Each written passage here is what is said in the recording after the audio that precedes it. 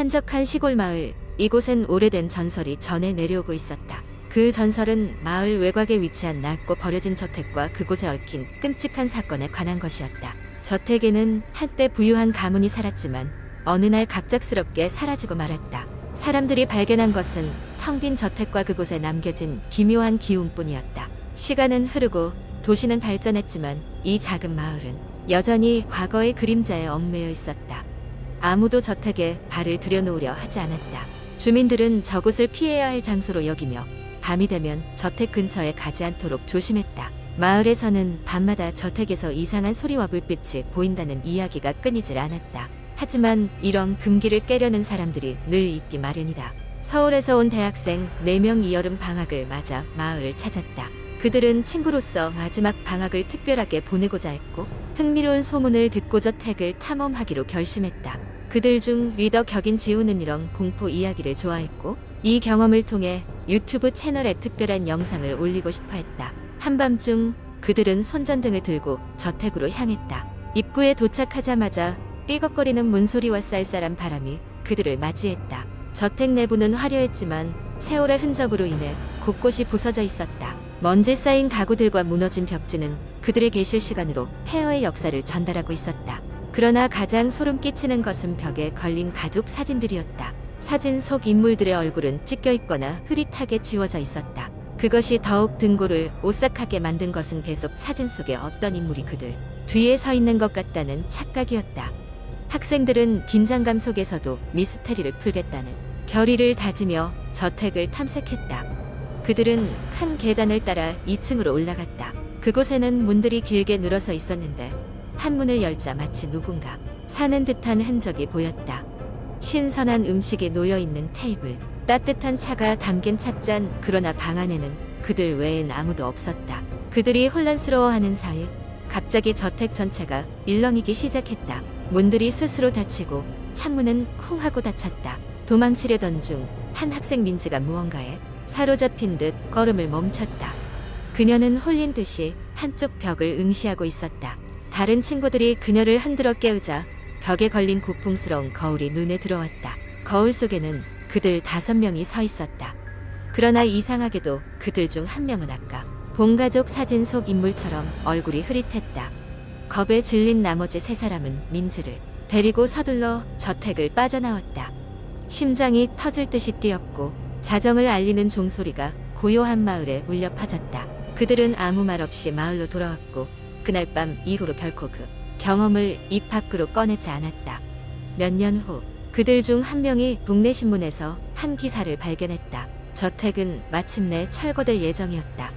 그러나 기사 사진 속 철거 준비 중인 저택 앞에서 4사람의 대학생들 사이에 서 있는 한 인물을 보고 그들은 경악을 금치 못했다. 그 인물은 바로 그날 저택의 거울 속에서 보늘이 탄 얼굴을 가진 인물이었기 때문이다. 마을 사람들은 그날 저녁 저택 철거 현장에서 다시 불빛이 번쩍였다는 소문을 속삭였다. 그리고 그날 이후 마을 사람들 중 몇몇이 저택을 흘끗 돌아봤을 때 창문 너머 누군가가 손을 흔드는 모습을 봤다고 한다. 결국 그 마을 사람들은 다시 한번 저택을 얼씬도 하지 않게 되었다고 한다. 전설은 그렇게 다시 시작되었고 그 비밀은 누구도 풀지 못한 채로 남아버렸다. 2번째 이야기. 때는 내가 고등학생이었을 무렵 여름 방학을 맞아 친구들과 함께 산골 마을로 여행을 갔을 때의 일이야.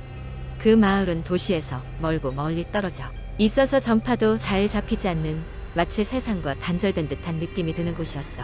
우리는 도시의 찌든 일상에서 벗어나 자연을 만끽하고자 하는 마음 하나로 5-6명이서 함께 그곳으로 향했지. 마을에 도착했을 때 우리를 맞은 건 초록빛으로 가득한 숲과 맑은 공기였어. 이루 말할 수 없을 정도로 평화롭고 한적했지. 마을 한켠에 자리 잡은 작은 민박집에 짐을 풀고 바로 근처 산으로 향했어. 하늘은 점점 노을로 물들어가고 있었고 우린 서둘러 정상 주변의 사진을 찍고자 발걸음을 재촉했어. 산을 오르는 길은 생각보다 가파르고 험해졌어. 다들 지쳐가면서도 정상에 오르면 황홀한 경치를 볼 수 있다는 생각에 초심을 버리지 않았지. 그렇게 힘겹게 오르고 있던 중 잊혀진 듯한 낡은 폐가 하나가 눈에 들어왔어. 더운 날씨와 긴 산행에 지친 우리는 그 폐가 앞에서 잠시 쉬어가기로 했어. 폐가는 예전엔 누군가의 집이었겠지만 지금은 이끼와 덩굴 식물들로 뒤덮여 있었어. 문은 온데간데 없이 부서져 있었고 창문도 모두 산산조각이 나 있었어. 이상한 기분이 들긴 했지만 우리는 별다른 생각 없이 그곳에 앉아 쉬고 있었어. 그때였어. 폐가 안에서 누군가의 웃음소리가 들려왔거든. 처음엔 바람 소리일 거라 생각했어. 하지만 그 소리는 점점 우리를 향하고 있었어. 명백히 웃음소리였기 때문에 등골이 서늘해졌지. 우린 직감적으로 그 자리를 피하려고 했어. 그런데 마치 덫에 걸린 것처럼 다들 몸이 잘 움직이지 않았어. 그러던 중 웃음소리가 멈추고 이제는 누군가의 속삭임 같은 소리가 우리 주위를 맴돌았어. 확실히 인간의 말투가 아닌 마치 으스스한 계곡에서 들려오는 메아리처럼 들렸지. 이곳은 나의 영역이다. 어둑어둑해진 하늘과 어울려 그 소리에는 뭔가 설명하기 힘든 섬뜩함이 묻어 있었어. 우리의 본능이 그곳을 빨리 떠나라고 울부짖고 있었어. 하지만 이상하게도 각자의 몸은 땅에 붙은 듯 움직이지 않았어. 마치 보이지 않는 실에 묶인 것처럼. 그 순간 갑자기 손에 잡히는 누군가의 손길을 느꼈어. 등 뒤였지. 프린트된 셔츠의 감촉이 확연하게 손에 느껴졌어. 나는 비명을 질렀어. 돌아보니 아무도 없었지. 진짜 아무도. 여기서 탈출해야 한다는 생각에 나는 소리를 질렀고 친구들도 나의 비명에 놀라 정신을 차린 모양이었어. 우리는 그제야 비로소 움직일 수 있었고 죽기 살기로 달리기 시작했지. 우리가 폐가에서 뛰쳐나오자마자 기이하게도 몸은 다시 가벼워졌어. 마치 그 공간에서 빠져나오자 모든 힘이 풀리는 기분이었어. 어두운 산길을 헐레벌떡 내려오면서도 마치 누군가가 우리 뒤를 쫓고 있다는 느낌을 떨칠 수 없었어.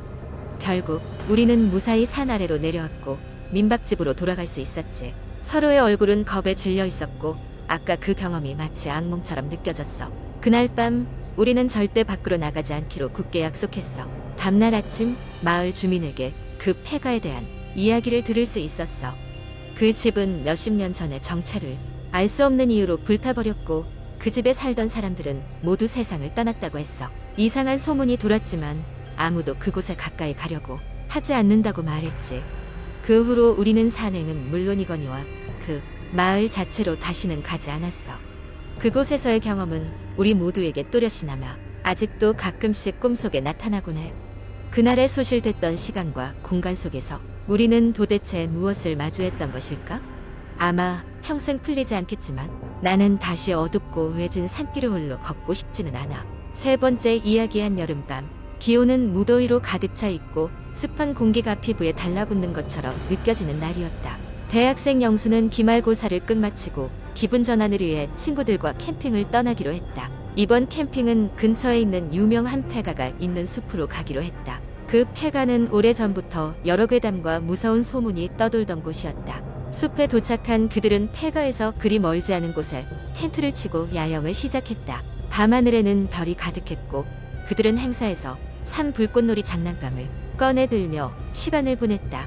웃음소리가 끊임없이 이어지던 가운데 한 친구가 폐가를 보며 이야기를 꺼냈다. 너희 그 폐가에 귀신이 산다는 이야기는 들어봤어? 친구들은 웅성거리기 시작했다. 사실 폐가에 대한 소문을 모르지 않았던 영수도 막상 이야기를 들으니 오싹해졌다. 그 폐가는 과거에 끔찍한 사건이 있었던 곳이라고 했다. 그곳에 살던 가족이 어느 날 밤 모두 사라졌고 이후로 폐가가 되었다는 것이다. 사람들은 그곳에서 이상한 소리나 잊을 수 없는 차가운 공기를 느꼈다고 했다. 영수와 친구들은 술기운에 용기가 생겼고 그 폐가에 가보기로 결심했다. 몇몇은 무섭다며 남았지만 영수와 5명의 친구들은 손전등을 들고 폐가로 향했다. 숲속을 걷자 벌레 소리와 바람 소리 외에는 아무것도 들리지 않았다. 주위는 점점 어두워졌고 발걸음을 옮길 때마다 긴장감이 감돌았다. 폐가에 도착하니 달빛이 폐가의 윤곽을 희미하게 비추고 있었다. 집은 꽤 커 보였고 곳곳이 감시하고 있다는 듯한 느낌이 들었다. 그들은 그 커다란 목재 문을 열고 내부를 둘러보기 시작했다. 부서진 가구, 먼지로 가득 찬 방, 바닥에 흩어진 오래된 신문지들, 모든 것이 시간이 멈춘 듯한 분위기를 자아내고 있었다. 이봐, 여기 봐. 한 친구가 작고 빛바랜 사진, 앨범을 발견하고 소리쳤다. 사진 속 가족은 행복해 보였지만 뭔가 이상하리만큼 쓸쓸해 보이기도 했다. 그때였다. 어디선가 흐느끼는 소리가 들렸다. 처음엔 누군가 장난치는 줄 알았지만 그 소리는 점점 또렷하게 들려왔다. 그것은 분명 사람이 내는 소리가 아니었다. 영수와 친구들은 비명을 지르며 폐가를 빠져나와 숲으로 다시 달렸다. 매 순간 뒤를 돌아보며 무엇인가가 따라오지 않을까 조마조마했다. 친구들은 주위의 나무와 어둠에 숨겨진 무언가에 눈길을 떨쳐내려 애썼지만 쫓기고 있다는 느낌을 지울 수 없었다. 캠핑장으로 돌아와서야 조금 안도할 수 있었다. 이전의 용기는 다 어디로 갔는지 폐가에서의 경험은 그들의 몸과 마음을 지치게 만들었다. 그날 밤 그들은 캠프파이어 주변에 모여 다시는 그곳에 가지 말자는 약속을 했다. 하지만 그것으로 끝이 아니었다. 집으로 돌아간 후 영수는 종종 자신의 방에서 누군가의 목소리를 들었다. 잠이 들기 전 귓가에 멀리서 나지막이 들려오는 소리. 그것은 그날 폐가에서 들었던 그 소리와 같았다. 영수는 스스로에게 그것이 피로 때문이라고 말했지만 그 소리는 점점 더 생생해졌다. 결국 영수는 친구에게 이야기를 털어놓았다. 그리고 알게 된 것은 다른 친구들 또한 비슷한 경험을 하고 있다는 것이었다. 마치 그날 밤 무언가가 그들의 흔적을 따라와 함께 집으로 온 듯했다. 시간이 지나 친구들은 점점 지쳐갔고 더는 그 소리를 무시할 수 없게 되었다. 그들은 다시 만나 그 문제를 해결할 방법을 찾아야 했다. 그때 가장 침착한 친구가 말했다. 우리가 그곳에 두고 온 뭔가가 있는 게 아닐까? 아니면 무언가를 가져온 것은 아닐까? 그들은 그날 자신들이 했던 행동을 되돌아보았다. 그리고 폐가의 사진 앨범을 집어들었던 것을 떠올렸다. 영수는 그 앨범을 몰래 집으로 가져온 것이 생각났다. 다음 날 그들은 다시 그 숲으로 향했다. 앨범을 폐가에 돌려놓고 나서야 그 소리는 다시 들리지 않았다. 그 경험은 친구들에게 오랫동안 잊을 수 없는 기억으로 남았다. 영수와 친구들은 그 사건 이후로 다시는 그곳에 가지 않았다. 그리고 무언가를 쉽게 건드리거나 가져오지 않겠다는 다짐을 했다. 그것이 바로 그들이 겪었던 끔찍한 여름밤의 이야기가 되었다.